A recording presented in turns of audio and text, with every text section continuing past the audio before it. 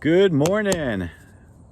It's a beautiful day, so I had to take this outside, and it is literally a beautiful day. Today is day 33. I completed day 32 yesterday. That means today is the halfway point on our 66-day challenge. I am super excited.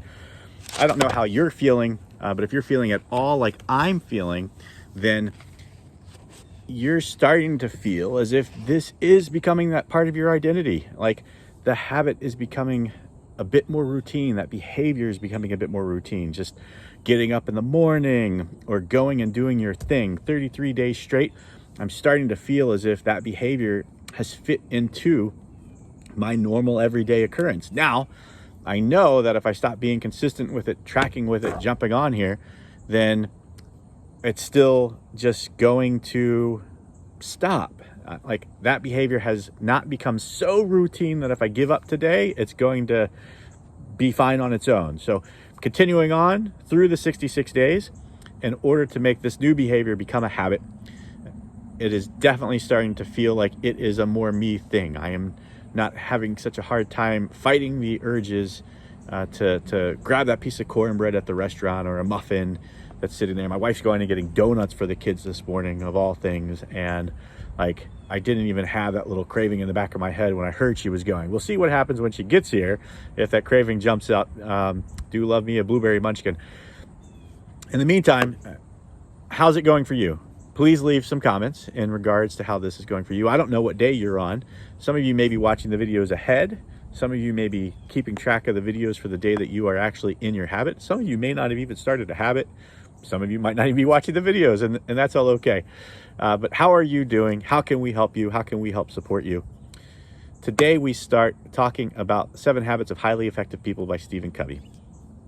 We just finished Atomic Habits by James Clear. We might go back into that in a little bit, and you know, who knows? Probably not. But there's a couple of pieces in the appendix that I thought were neat. I'm going to put some things in our group that I think will just help people continue to remember some of those topics and relate. So for those that don't know much about Franklin Covey, and excuse me, or I'm sorry, Stephen Covey, his son is Franklin Covey. No, I'm not really. I'm kidding. Actually, I don't know if you have heard of Franklin Covey, but one of the popular questions about Franklin Covey planners and that time management system is, does Stephen Covey have something to do with it? I mean, it's Franklin Covey. Is Franklin Covey related? It's actually not even a person at all. The Franklin Covey system was based off of some teachings by Benjamin Franklin, which was a Franklin Institute learning system that was created. And they bought rights to Stephen Covey in order to teach both of those courses as a leadership and management seminar. And that's where Franklin Covey comes from. So it is Stephen Covey's 7 Habits of Highly Effective People mixed with some Benjamin Franklin time management pieces. So 7 habits. Where did the 7 habits come from, and why did Stephen Covey write them?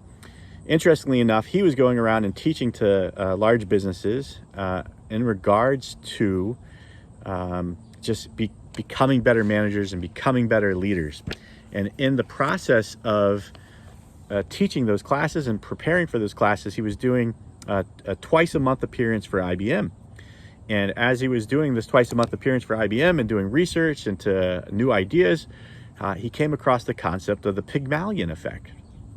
Now, the Pygmalion effect is also known as the Rosenthal effect, but they're both pretty much the similar thing. And that's, how do you see life? What filter do you see your life through? And how does that filter, how do those lenses that you're looking at your life through, how do those lenses affect your results?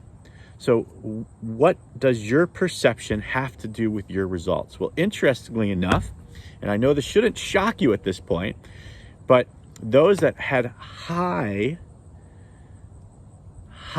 expectations achieved higher results. Those who had low expectations achieved lower results. So if they expected good things to come from themselves, they achieved great things or good things. And if they did not think that they would do very well, if they thought that they might fail, they did fail, right? I mean, it's all about mindset.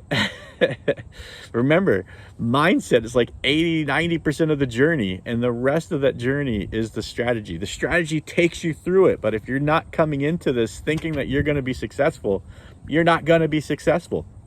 So while he was preparing these courses for IBM, he and his wife were talking, and they're like, man, I teach all these management seminars, and my own son is having these issues. Like we think he's slow.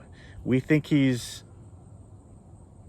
unable to compete in sports. Like, people would laugh at him as he went up to the baseball bat, or the baseball plate, the home plate, to swing and bat at home plate. He would often swing before the ball even left the pitcher's hands, and like, he was a failure in life. But because he had been failing and had been struggling, Stephen Covey and his wife basically looked at him as if he had special needs, even though he may not have. I don't know that much of the story, but that's how they treated him. That's how, like, they treated him as if he needed that extra support and that extra hand holding and coddling, and we need to do these extra things and stick up for him and yell at people that are picking on him and all those other items. And obviously we can get defensive over our children, so that's not what I'm trying to say here. What I'm trying to say is they treated him as if he wasn't capable, and that further sustained the thought that he was not capable. 7 habits of highly effective people. We're going to get into that a lot more over the next couple of weeks. We're going to go through all 7 habits, and that's how it starts. Ford is known for saying, often quoted for saying, whether you think you can or you think you can't, you're right.